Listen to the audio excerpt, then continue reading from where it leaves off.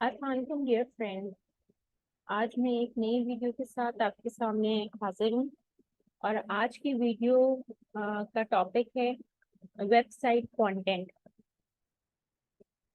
अगर आप जानना चाहते हैं कि वेबसाइट कंटेंट बेसिकली क्या है, इसमें क्या क्या चीज़ें शामिल होती हैं और एक वेबसाइट के लिए कंटेंट लिखते हुए किन किन चीज़ों का ख्याल रखना चाहिए, ठीक है।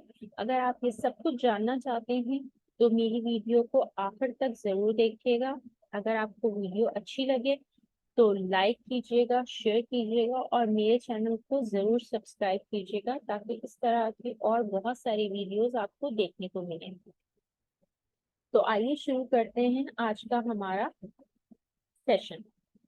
सबसे पहले तो वेबसाइट कंटेंट होता क्या है या वेबसाइट कंटेंट राइटिंग क्या चीज़ होती है। जब भी आप वेबसाइट पर जाते हैं तो वहां पर जो चीज भी मौजूद है, जो भी कंटेंट है, चाहे वो टेक्स्ट के फॉर्म में है,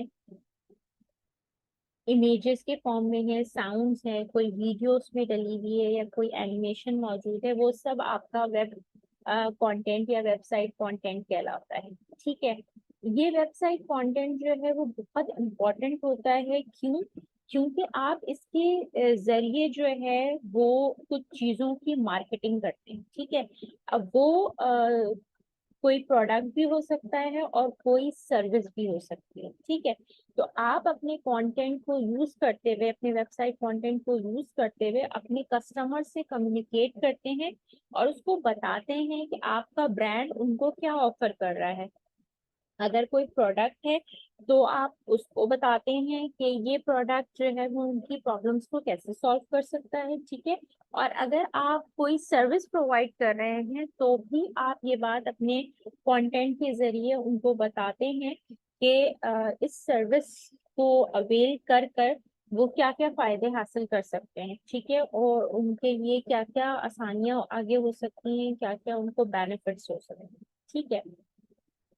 अब आते हैं इस बात पर कि जब हम किसी वेबसाइट के लिए कंटेंट लिखते हैं तो उसमें हम किन किन बातों का ख्याल रखते हैं, क्या क्या चीजें ऐसी होती हैं जिन्हें हमें अ, जिनका हमें बहुत ध्यान रखना चाहिए, ठीक है।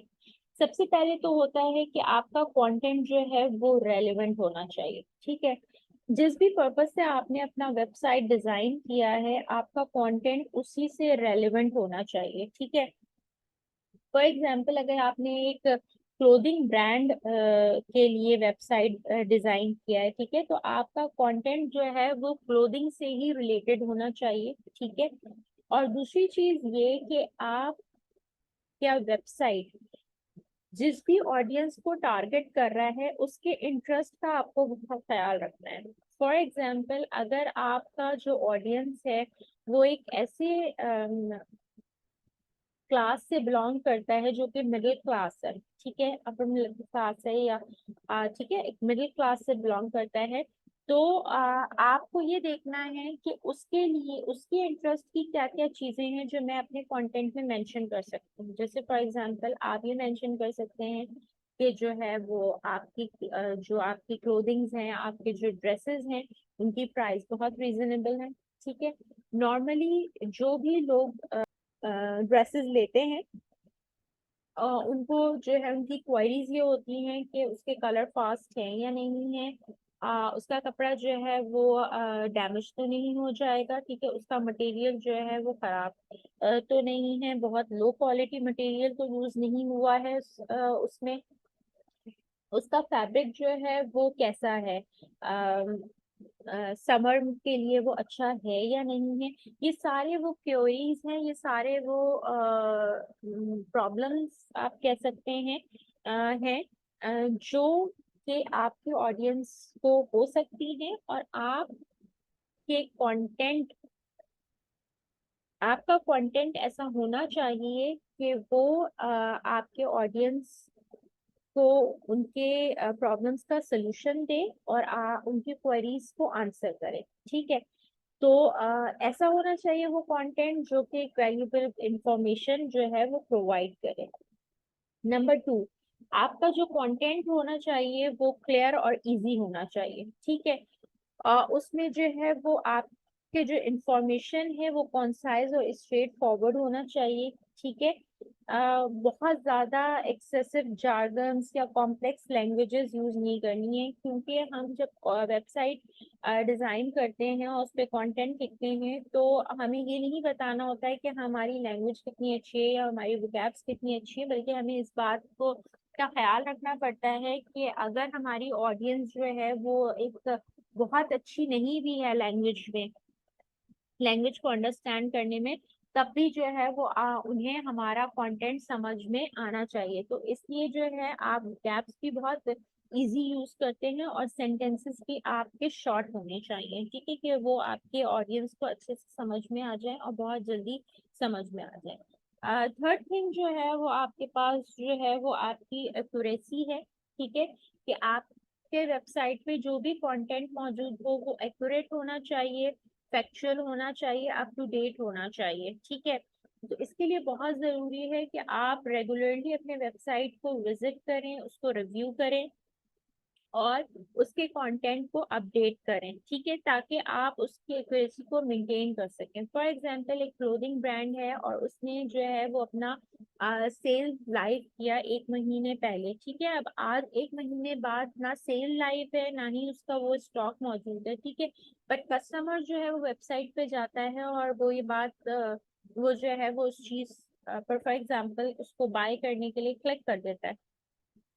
अब अगर आपके पास ना वो सेल मौजूद है और ना ही वो स्टॉक मौजूद है, तो ये फिर नेगेटिव इम्पैक्ट डाल देगा आपके कस्टमर के ऊपर। ठीक है, तो इस चीज का बहुत ख्याल रखना है कि आपने रेगुलरली अपने वेबसाइट कंटेंट को रिव्यू करना है और उसको अपडेट करना है। ठीक है।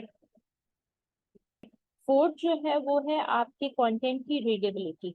ठीक है, अब चाहे वो वेबसाइट कंटेंट हो या कोई भी कंटेंट राइटिंग हो, उसमें रीडेबिलिटी बहुत इंपॉर्टेंट होती है। ठीक है, कि आपका जो कंटेंट है वो इजी टू रीड होना चाहिए। ठीक है, आसानी से पढ़ा जाए।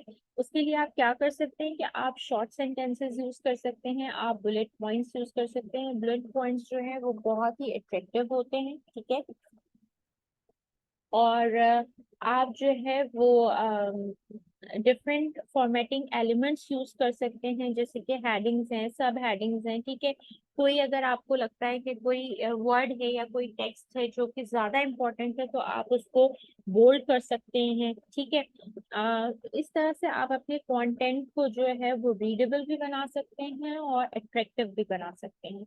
फिफ्थ पॉइंट जो है वो आपका आ जाता है इंगेजमेंट।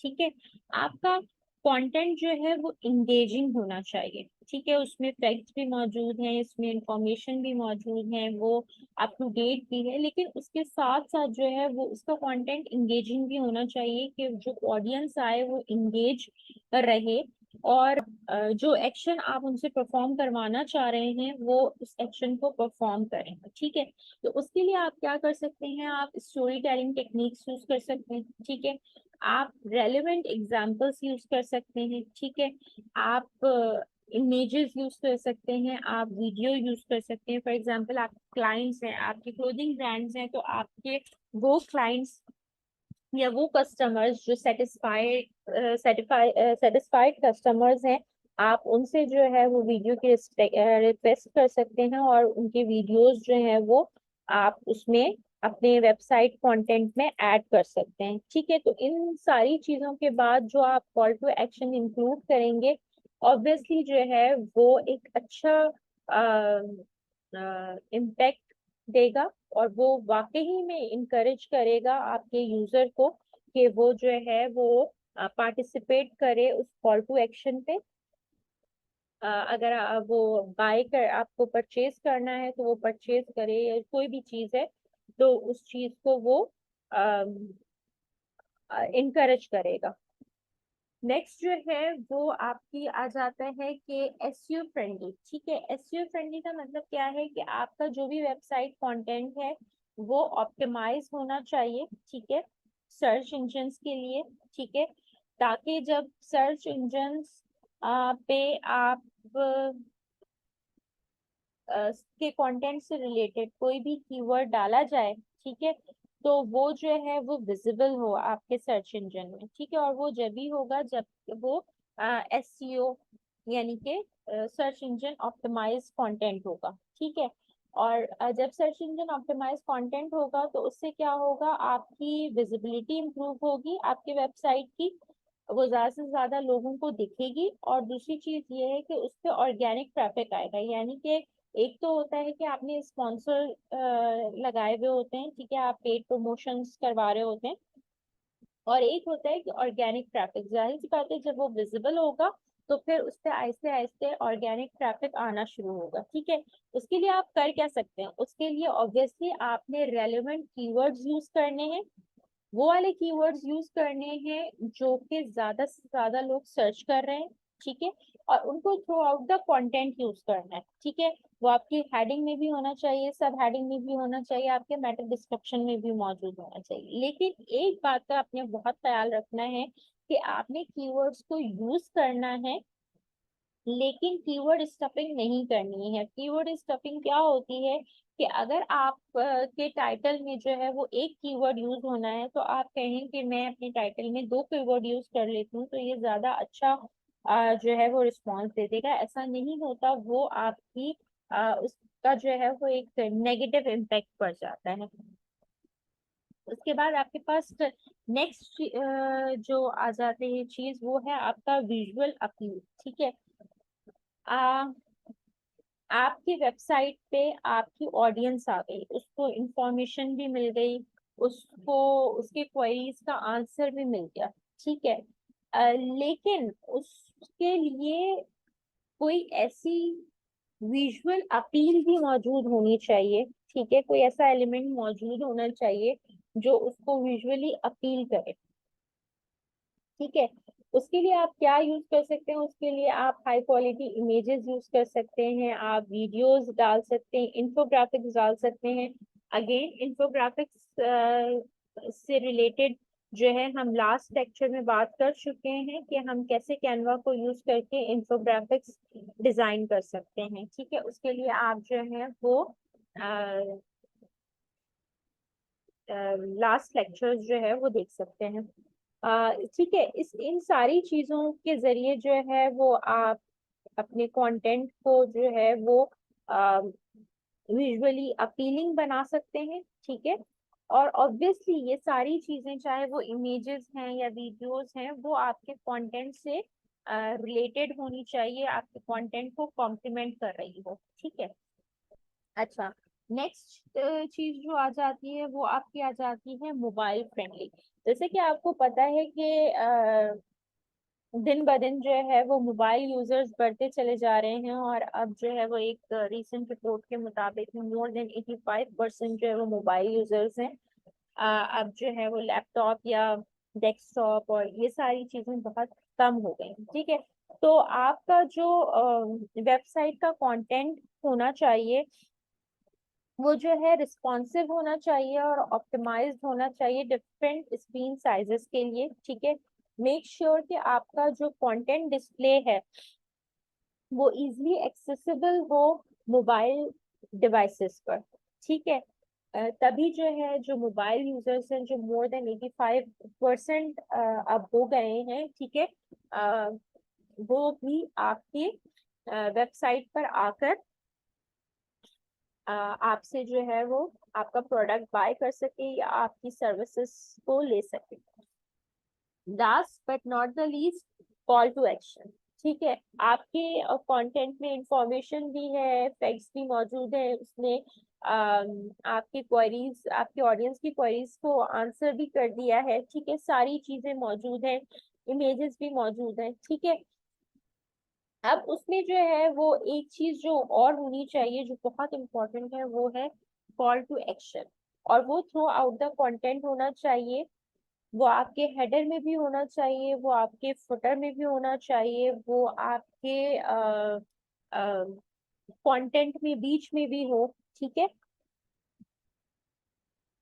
फॉर एग्जाम्पल आपका क्लोथिंग ब्रांड है और आपका कस्टमर जो है वो वेबसाइट पे आया है, ठीक है, आप ऑब्वियसली चाहेंगे कि वो आपके वेबसाइट से जो है वो ड्रेस बाय करे, ठीक है। तो आपका एक कॉल टू एक्शन होना चाहिए जो आपका जो विजिटर है, ठीक है, उसको इस एक्शन की तरफ गाइड कर सके, ठीक है। तो आप कह सकते हैं, आप उसको बता सकते हैं कि 40% discount, you can avail the 40% discount now, और limited time offer, free delivery, ठीक है। ये सारे आपके कॉल टू एक्शंस हैं जो आप जो है जिनसे आप अपने विजिटर्स को या कस्टमर्स को जो है वो एक्शन की तरफ जो है टेक एक्शन इनकरेज कर सकते हैं, ठीक है।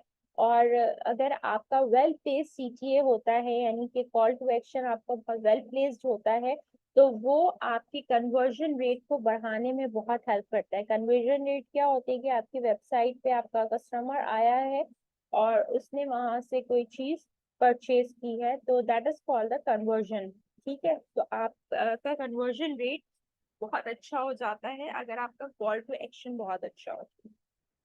अच्छा, जितने भी फीचर्स हमने डिस्कस किए हैं, मैं आपको लेकर आई हूँ एक बहुत ही पॉपुलर क्लोथिंग ब्रांड के वेबसाइट पर, सब जिससे वाकिफ है आइडियाज, ठीक है, gulahmadshop.com। अब आप यहाँ पर देखिए, इस वेबसाइट पे आपको वो सारी चीजें मिलेंगी जो हमने डिस्कस किया है, ठीक है। आपको इनका जो कंटेंट है, ठीक है, उसमें आपको जाहिर सी बात है जो भी कंटेंट आप थ्रू आउट देखेंगे, इसमें देखिए सबसे पहले तो इन्होंने बहुत जबरदस्त से इमेजेस डाली हैं, ठीक है। फिर उसके बाद अगर आप ये देखें तो इन्होंने ऊपर ही हेडर में ही अपना जो है वो कॉल टू एक्शन डाला हुआ है, up to 70% off in stores and online, ठीक है। फिर एक और नीचे जो है वो डाला हुआ है, ग्रेट न्यूज, महंगाई की हर खबर इसके आगे पे, ठीक है। ये सारे आपके कॉल टू एक्शंस हैं, ठीक है। बहुत अच्छे से इन्होंने जो है वो नेविगेशन की हुई है, ठीक है, कि लॉन 2023 अनस्टिच्ड वुमेन मैन, ठीक है, कि कोई भी शख्स जो आया है उसको जो भी चीज चाहिए तो उसको पता है कि मुझे कहाँ क्लिक करना है, ठीक है। ऐसा नहीं है कि वो पूरे वेब पेज पे ढूंढता रहे कि उसको कहाँ क्लिक करना है, ठीक है। अगेन देखिए कि उन्होंने फिर दोबारा से जो है वो मिड में भी एक कॉल टू एक्शन डाला है, up to 70% off shop now, ठीक है। फिर अगेन उन्होंने बहुत सारे इमेजेस और डिफरेंट इमेजेस यूज किए हैं, उसमें जो है वो आप ये देख सकते हैं कि फॉर्मल भी हैं, इनफॉर्मल भी हैं और पार्टी वेयरिंग भी हैं।